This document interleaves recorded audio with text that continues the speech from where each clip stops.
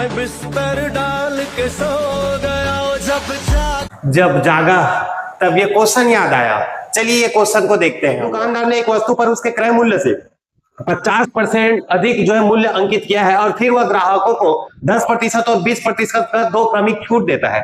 यदि उसे 80 रुपए का लाभ हुआ तो उसने उस ग्राहक को वह वस्तु किस मूल्य पर बेची? ये हमारा क्वेश्चन है और ये आपका 4 ऑप्शन है, और जिसको मैं गूगल और एआई में करता हूं तब उसका आंसर देखिएगा कितना लंबा चौड़ा मिलता है। जैसे कि मूल्य का हम क्या करेंगे, निर्धारण करेंगे, उसके बाद देखेंगे आपका कौन से इसके लाभ की गणना करेंगे, फिर आपका 1 यूनिट बराबर कितना आता है, फिर उसके बाद ओवरऑल हम देखेंगे तो कितना होगा। ये सारा चीज को तरीका को सॉल्व करने के बाद इसका आंसर लाया गया कौन भाई? गूगल। लेकिन इसी को देखो, आपके पास सबसे ज्यादा कीमती और शक्तिशाली चीज है वो कौन सी है? बुद्धि है, और उसी बुद्धि का इस्तेमाल करते हुए इस क्वेश्चन को हम सॉल्व करेंगे और इस प्रकार से आप अपने नॉलेज को जो है आपका मार्क्स में कन्वर्ट कर सकते हो। देखो कैसा, इसमें अगर दिया गया आपका क्वेश्चन क्या जी कि एक ग्राहक को 10% आपका क्या दिया जाता है? छूट दिया जाता है, और 10% छूट दिया जाता है तो तय है कि सेलिंग प्राइस कितना होगा? 90% होगा, और 90% है मतलब होता है कि 9 से भाग जाता होगा, और 9 से भाग जाता कौन से ऑप्शन है उसको देखेंगे तो 2 है, ऑप्शन में भाग नहीं जाएगा।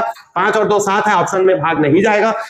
8 और 1 9 है, यही आपका क्या होगा? भाग जाएगा। तो इसका आंसर कौन से होगा? ऑप्शन सी होगा।